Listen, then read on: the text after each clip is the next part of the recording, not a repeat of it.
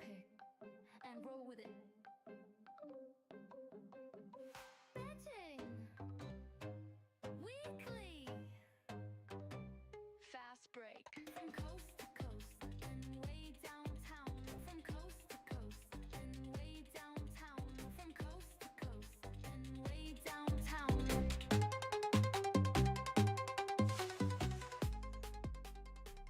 Okay, so no case of the Mondays. Welcome into another edition of Betting Weekly Fast Break, our second week of the new show. And of course, we also launched a baseball show, Betting Weekly Hardball. That's 2 p.m. Eastern every weekday. And we are now 3 p.m. Eastern for Betting Weekly Fast Break. I am Doug Kezirian alongside Wes Reynolds, who fortunately had to take a break from all of his Indiana Pacers celebration, the IU product and Indiana native, loving what he saw last night as Indiana leads that series 3-1.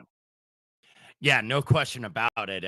We did have to curtail the celebration into the night, though, because it's still 3-1. It's still a series.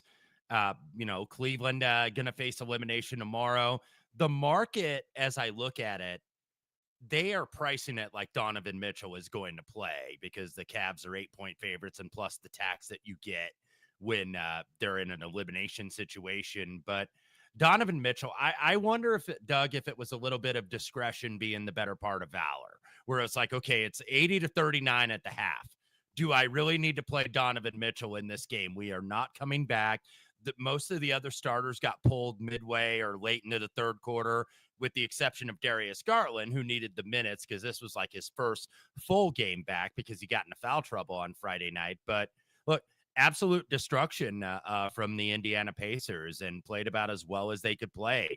80 points in the first half, shot the three very well. I think they were 12 of 18 at halftime from the three, and just, great game plan for the Pacers. They were able to counteract that 3-2 zone that I think Kenny Atkinson threw out in the second quarter on Friday night's game, and the Pacers weren't ready for it. It was a curveball. They absolutely were not ready for it, but you give Rick Carlisle and that staff 48 hours, and they were absolutely ready, and Cleveland now on the brink of being eliminated after winning 64 games in the regular season. The number one seed in the Eastern Conference. You see it on your screen at Bet Rivers. Pacers are minus 335 on the money line. Cavs are plus 250 to come all the way back from that 3-1 series deficit, something they did in the NBA Finals once, and they would have to do it again here, but without LeBron James. But Pacers certainly look like the better team, the more assertive team, and playing with a stronger edge. I don't see anything worth playing necessarily right now. I'm not going to lay the 1.5, but I do think this series ends in 6 games. It'll be interesting to see if Cleveland does hold serve at home, what the line would be in game 6, because the minus 105 games, minus 205 does intrigue me a little bit. You get 2 shots to win that. I'm not sold that Cleveland has the backbone to even win game 5 at home, but the minus 1.5 games, minus 205, based on what I saw with Indiana, because you factor in Matherin, who got tossed, but the edge he brings, Neesmith, even McConnell, this is not a team that thinks they're ready to pull off the upset. They think they're the better team, and I don't blame them. Since January, they were really strong. They were healthy. And I'm thinking about pulling the trigger at minus 1.5 games, minus 205, meaning Indiana has to win one of the next 2 games to cash that wager. Yeah, I think two things can be true at the same time, right? Cleveland is obviously not 100% healthy. Donovan Mitchell, of course, last night tried to, wasn't able to give it a go for the second half. I think maybe that was precautionary, but we know Evan Mobley missed a game with the sprained ankle. Darius Garland just coming back from that toe injury. DeAndre Hunter missed game number 2 as well. So they're not 100% healthy, but at the same time, the Pacers are a horrible matchup for this team because they spread them out. They get you in transition. And when the Pacers are getting in transition, that's a lethal offense to stop, as Cleveland found out, especially in those final minutes of the second quarter last night. So I think that Indiana's going to win the series. I think you're probably playing it right there because you do have two shots at it to say that they're going to finish it in 6. Now, the last thing you want to do is obviously to have to come back home and have to win it in 6. But you do get two cracks at it, and I think the Pacers. This is a team that has come together. And this is a team that has played together the last 2 years, and they're comfortable with each other now, I think. And, you don't necessarily need a big game from Tyrese Halliburton to win. He only had 11 points. Granted, he only played 26 minutes on Sunday, but you have Siakam, you have Neesmith and Nembhard, you have Toppin, and usually Matherin off the bench. You have Miles Turner, who, oh, by the way, if there are certain analysts, by the way, out there that were unfamiliar with Miles Turner's game, he's been in the league for 10 years. Maybe get familiar and watch more than like 2 or 3 teams. Not throwing any shade at certain 4-letter networks. Sure. I am going to add that. Again, all my plays are a half unit unless specified otherwise, but I'm going to add the -1.5 games, -205. I think the Pacers might win game 5. That's why I don't want to do the exact outcome 4-2, because I'm not sure the Cavs have a backbone, and I think they're shook, and I think Indy's got that sort of swagger where, game 2 swung the series, right? Let's face it, game 2 and swung the series, and I was so disappointed with how Cleveland showed up in a must-win game. So I'll lay the -205 and have to get 2 cracks at it. And frankly, if it gets to game 6, at some point the Pacers will be above a -205 money line favorite in game. And therefore, I think it's value taking it now because you get the shot at the game 5. So I'll add that to my list of best bets. We'll recap at the end of the show. But I want to turn the page, Wes, to the next game where, much like the Cavs-Pacers series, the road team won the first 3 games. And then that's where we sit right now. Knicks up 2-1. Celtics, a bounce-back fashion, led by 20 in the second half in game 3. Did not blow the lead this time. Made 50% of their threes, 20 of 40, after going 25 of 100 combined in the first 2 games. Celtics now at Bet Rivers, -335 favorites. They are 6.5-point favorites tonight. Anything jump out to you regarding this situation with the current line 6 at Bet Rivers over under 208.5? Not really from a side perspective. I think the number is about right because you had to tax it up because of how impressive the Celtics were on Saturday, 115-93. Jumped out right away in the first quarter. Knicks never really made a run. It was pretty much a wrap from the first 12 minutes. But one of the things that we look at here is, okay, how are the Stars going to play? And they did play a little bit better on Saturday for Boston, but it was really kind of a by committee. The leading scorer, by the way, for the Celtics was Peyton Pritchard on Saturday. Goes 34 minutes, 5 of 10 from the 3, 23 points. So I'm thinking, okay, do I maybe want to sell at the top of the market there with Pritchard? They put it out at like 14.5. No play for me. I was tempted to go under though with Peyton Pritchard, but nothing really from a side perspective for me. Lean a little bit to the under on the total. I think there's where is it at Bet Rivers right now, 208. I think there's some also some 208.5s, maybe some 209s in the market. Would lean a little bit to the under here because I don't think the Knicks can really, even though they're not a very good defensive team, I think that they probably want to play it a little bit slower and make the Celtics, don't let them get in those transition threes and spread the floor. I think that that's probably going to favor the Knicks. Maybe some old school Tibbs ball like in Chicago where he slowed it down, but lean to the under, but nothing on the side for me. I agree that the difference in game 3 versus games 1 and 2 was the Celtics balance. It wasn't just running the offense through Tatum. He was shooting the ball really well from behind the arc, which is why he didn't drive and he only had 1 free throw attempt, but it was Holiday, it was Pritchard, it was White, everyone getting in on the fun. And that just made him that much more difficult to defend. I actually like Tatum's prop under in this game as well. He's gone under all 3 games so far. I like under 26.5 plus 104 at Bet Rivers or whatever the current juice is. You see -107. And Brunson's got the high total. You mentioned Pritchard. He's 100-1 to lead the entire game in scoring. So that was not the case in game 3. In game 2, Hart was 100-1 and got there to be the top scorer in game 2. So there's some wild cards a little bit. And if Towns is still banged up, I would be entertaining guys like White or someone like that to go off just because Porzingis is also banged up. So if Tatum's having in his own head, he's kind of shook a little bit. Maybe he and Brown go for 20 apiece again, and we get someone else an outlier. So that's something fun. Those markets at Bet Rivers to get involved with it. But in terms of the side, look, it's been Celtics first quarter, first half, automatic free money. I'm not willing to go there. I think there's some resistance here by the Knicks. The talent gap is there. Unlike Cavs Pacers, that it's the Cavs are not clearly better and just blew games. The Celtics are clearly better and blew 20-point leads in games 1 and 2 in the second half. That they led by 20 again in the third, and they didn't blow it this time. They were much more methodical and measured with their offensive possessions. The pace has slowed down considerably in game 3 compared to games 1 and 2, the combined pace, combined possessions. So I do lean under as well. The Knicks team total has gone under in all 3 games so far. And I would certainly, support that wager as well. I'm passing on the first quarter, first half, because I just don't think betting is that easy. It looks too easy. And I just don't think these sports books rake it in because bets are too easy. So I'm passing on the Celtics first half. Are you going to step up and take what's been an automatic win each of the first 3 games?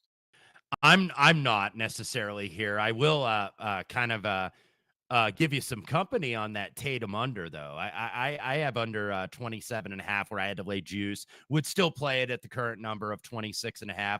I'm going to make him go over the point total to beat me. Okay. And usually I'm a guy that likes to maybe go a little bit opposite here, where guy has a big game, fade the next game. Michael Porter Jr., I think, was a big example of that yesterday in the Denver game. Had 21 on Friday night, and his points, rebounds, assists was 19.5. And he had 3 points and 9 rebounds yesterday. So a lot of times I think you have to be willing to sell guys off good performances here in the playoffs. But I'm going to keep going with Tatum on the under points. He shot the ball really well. 5 of 9 on Saturday from the 3, but only 8 of 20 overall. Celtics, I still think, are maintaining that balance. So that is a prop I have played. One other one that I'm looking to add, perhaps on the Knicks side, is Karl Anthony Towns, but over his rebounds. I think, is it at 12.5 now at Bet Rivers? I know that there was some 11.5 out there, but Karl Anthony Towns, 13, 17, and 15 in this series in terms of rebounds. Now, the thumb, he did kind of aggravate it a little bit, or re-aggravated, I should say, in game 3, but he still played 36 minutes, despite the fact that he's a guy you got to worry about with foul trouble. But I think with Towns, if that thumb is even bothering him, maybe it's going to help his cause for the rebounds, because he's not going to be as much of a hand checker on defense like he has been pretty much the whole series, where he's always in foul trouble. So just concentrate on getting rebounds, and that's what he needs to concentrate on. So Karl Towns over rebounds is certainly one I would at least look at, even though the thumb is of moderate concern. It's 12.5 and the overs plus 100. So no juice whatsoever. Are you concerned about foul trouble at all? Because I know that the Celtics tried to get him involved in some pick and rolls. And then once he got involved, then he was sort of, lunch meat and a complete bullseye on his back. And then they would get him, and bait him into fouls, or just throw him into fouls, essentially. It is certainly a concern. Now what the Knicks want, I think, Boston to do, even though it can be a little bit dangerous, you want these guys shooting all these threes, because that can protect Towns a little bit defensively. You want them, spacing the floor, and you'll give Al Horford those little corner threes. He likes to step out and shoot those corners. Now, shot very well on Saturday, 3 of 4, 6 of 9 overall from the field, and had 15.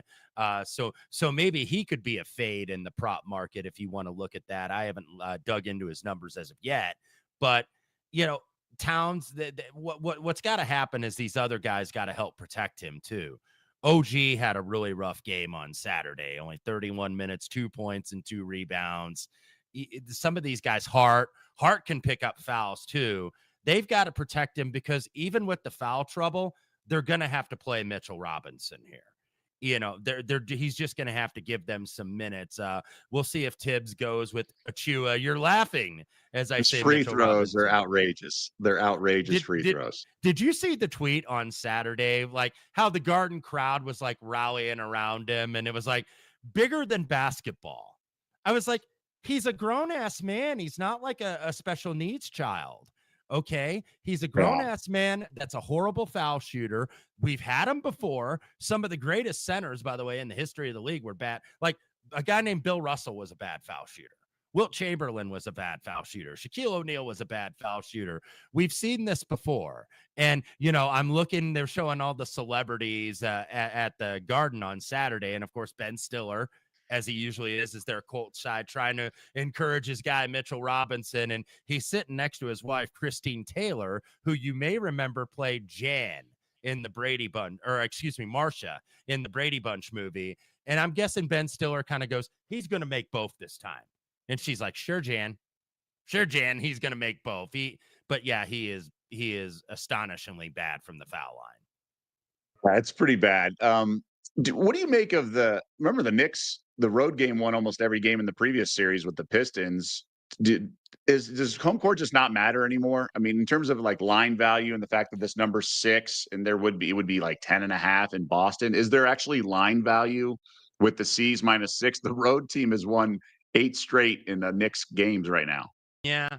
As you get deeper into the series, I think there's less and less line value from a spread standpoint. And, I know we're right in the midway point here in game number 4 tonight, but I think the numbers are what they are. I just don't think you get a lot of spread, quote unquote, line value at this point in the playoffs with only 8 teams left. So yeah, I think the number is just what it is. And a lot of it is you're going with your gut.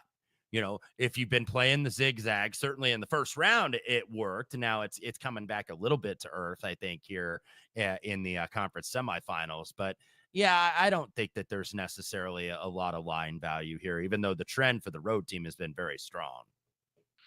Okay, so I think we've buried the lead, and that's on me more than anything.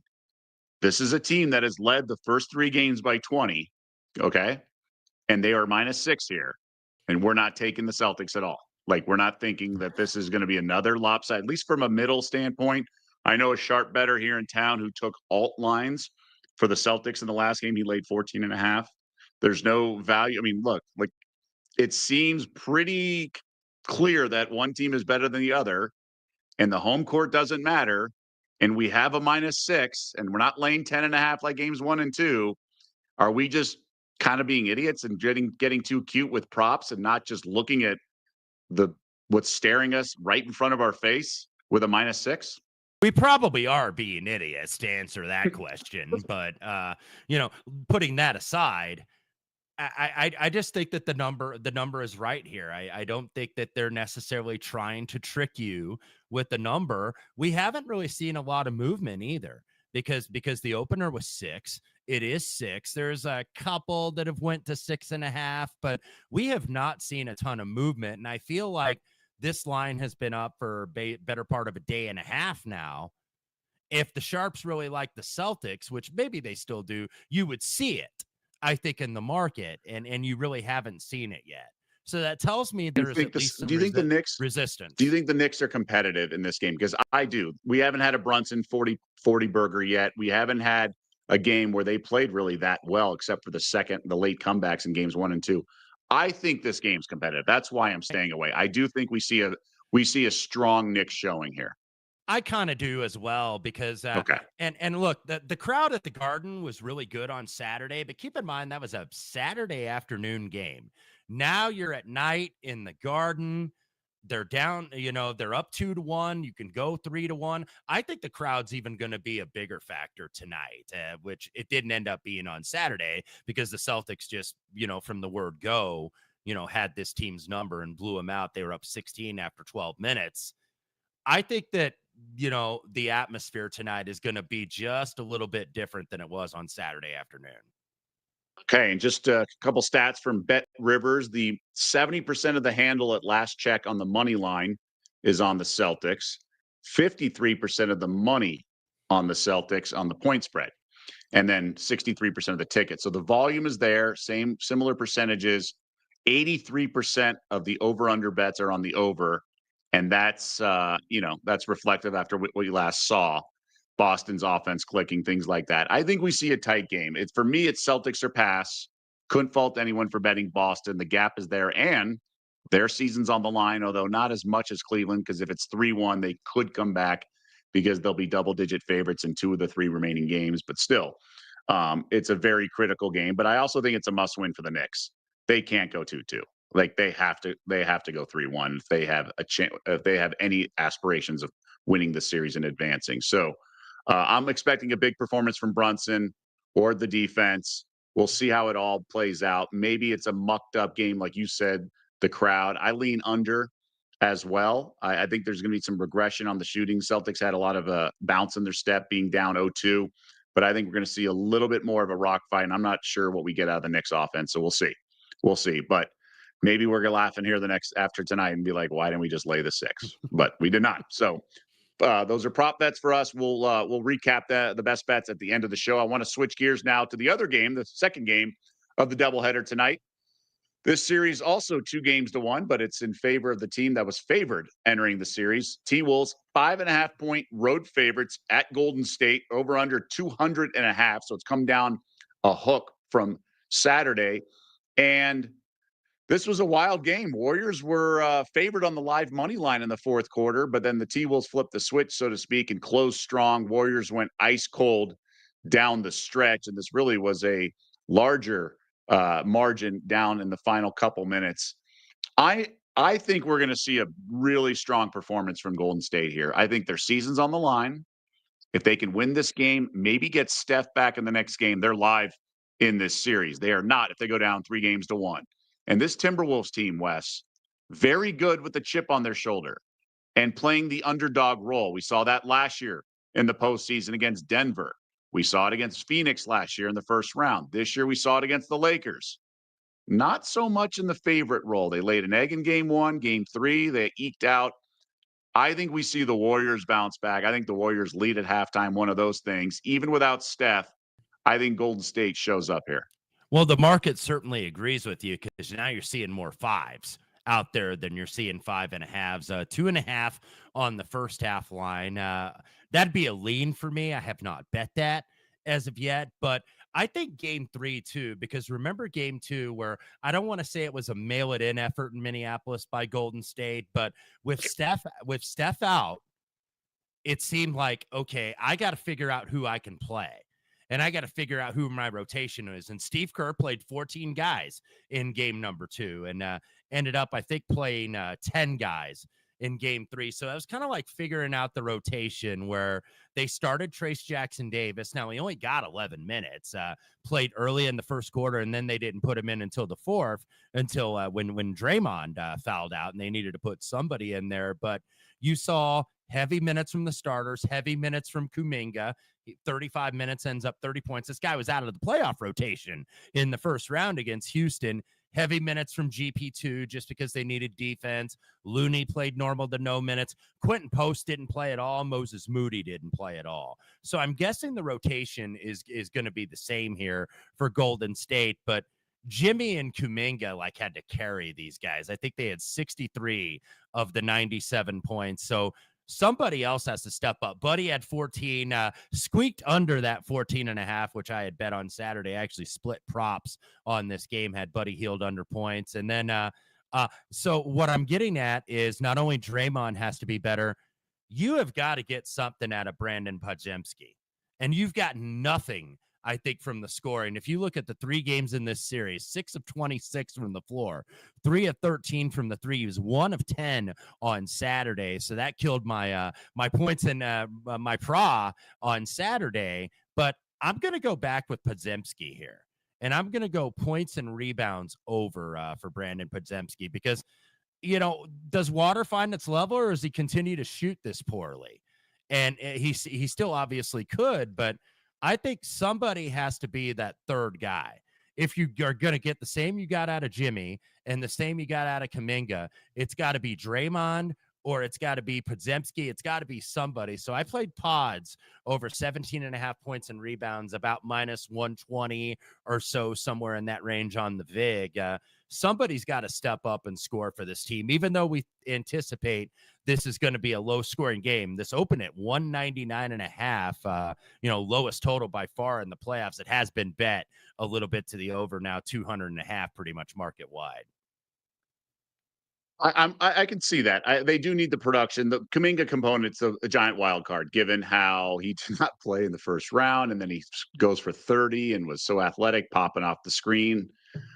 I think the T-Wolves will be relaxed on defense after winning consecutive games. I think they will have a little bit of apathy, not quite like the Cavs did last night, but there will be some moments where you just are scratching your head, like, don't these guys realize this is the playoffs? And I think the Warriors have to get some offense. They're not going to win this game with defense. I think Kuminga is going to be part of the equation. Butler can only do so much. Playoff Jimmy, I get it, but he's going to pump fake and get to the line. We do have Scott Foster, I believe, on the call. And I think Buddy can go off, but I think it's going to be everyone. I just think they're going to attack and catch the T-Wolves defense flat-footed, stuff like that. So I'm going to go back to the well, and maybe I'm just chasing here because I went to it in the first game, and I just don't think Golden State can start out having shot clock violations and just looking like they've never played basketball together before. So I'm going to do first half over 96.5. I just think the offense will be there and they will get some points. They just have to. Minnesota can flip the switch and go on those runs like they did in the fourth quarter on Saturday, that Golden State can't spot them a certain lead and then need the second quarter. I think the Warriors going to maybe even lead at halftime. So rather than the side, I'll do first half over 96.5. It's just such a ridiculously low total. Second half, the scoring picked up on Saturday, and it almost went over the game if they fouled at the end after the Kuminga 3. But I just think we're going to have to get some points. It can't be just this methodical rock fight because Minnesota's got too much athleticism in the half court on defense and too many ways to score with Ant and whatnot. Golden State will play defense, but they're going to have to generate some points on offense. Yeah, and Golden State, Draymond's got to stay on the floor because Draymond, of course, I think helps you with the rebounding. And, they were -8 in the rebounding against Minnesota, and that ended up making a big difference. And, what was a 5-point game? I know Minnesota was ahead of the number in the final seconds. And, Golden State, Kuminga hit that late 3, but it was a pretty competitive game throughout.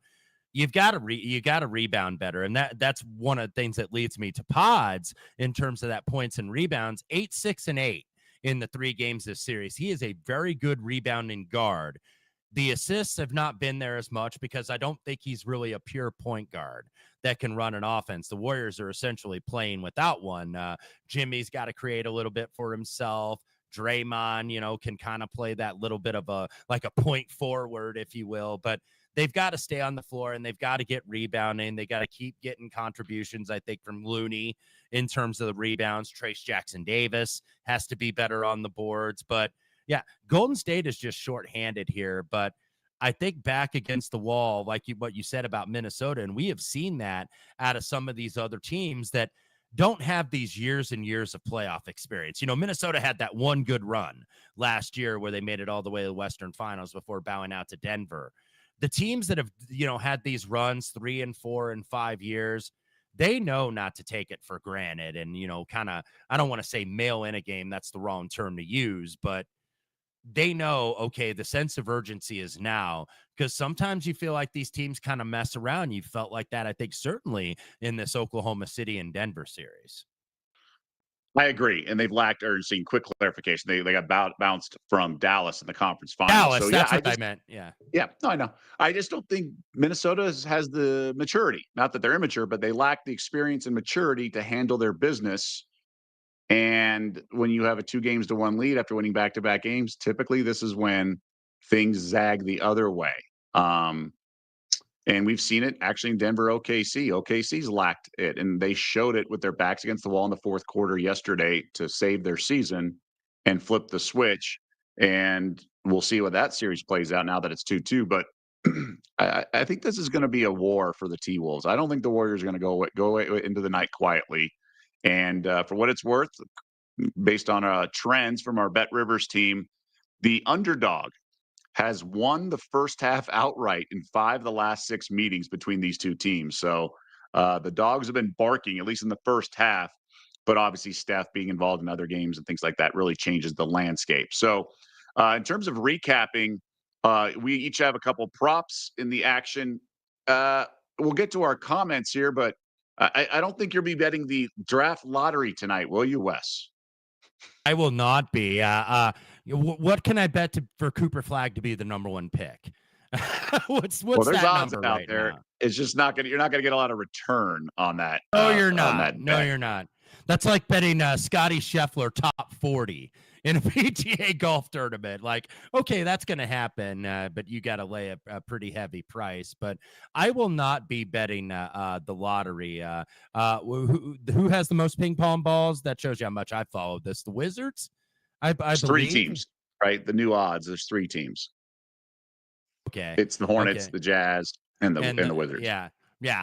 So we'll see who wins that lottery. But no, I will not be betting the draft lottery market tonight.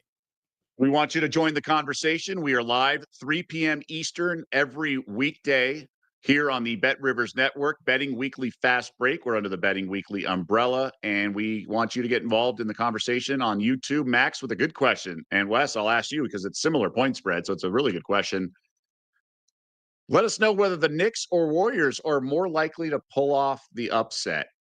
It's a great question. Both favorites coming off at least 1 win. I would say the Warriors. I said going into the weekend that I think Golden State comes back to Minnesota 2-2. So that would mean Minnesota has to win this game outright. I think I would not do a money line parlay. Let me put it that way. It's plus 106 is the money line parlay. So I'd be careful doing that. I think the Celtics are going to be in for a tight fight. I think they win, but I don't want to lay the 6. And I think if you told me one of these teams is going to win outright, I would say Golden State. I agree, because Boston, at least they have that championship medal, even though we know sometimes they've looked shaky, especially in the first 2 games at home where they blew big leads. But this is a team that you're going to give the benefit of the doubt more often than not. And I don't know if you're going to do that for the Wolves, because there's always some things that can go wrong with this team. Rudy gets in foul trouble. Doesn't play well. Number 1, you cannot throw him the ball. I think you made this observation on the X, man. Don't ever let that guy hold a baby over anything but a Sealy Posturepedic mattress, because he's going to drop it. Okay. He just has bad hands, and, he gets in foul trouble. There are some times you can't play him if you're playing those over rebounds, even though he smashed it on Saturday because it was a competitive game. But, there's a lot of things that could go wrong. We know Ant, who I love how he plays, how ornery he is, but Ant can be a little bit of a hothead in his own right. And, you worry a little bit about that, getting a tee and, getting so, I think, high strung and so energetic that he kind of, makes some bonehead plays at times, as much as I'm a big fan of his. So there's a lot more things I think that can go wrong for Minnesota that could go wrong for Boston. Yeah, and like you said, the T-Wolves don't have the maturity/experience that the Celtics do, and they could slip up. And Minnesota's won back-to-back games, so usually that's much more of a, banana peel on the floor that they slip on rather than just one coming off 1 win. It's really hard to cover 3 straight games in the playoffs. That's my personal version of the zigzag theory.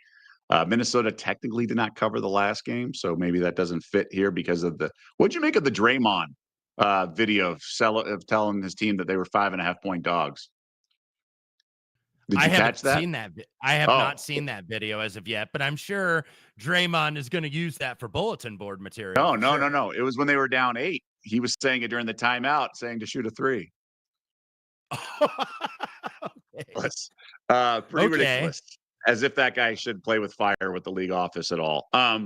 So, I mean, they look, like you said, coaches have said this over the years, players, they use it for motivation. It's like Georgia, despite being the overall favorite, somehow. Nobody believed in us. Nobody believed in us. Yeah, who gets his guys against to believe the world. We're 1-point dogs against Bama or something on the road, and they're like, no one believes in us.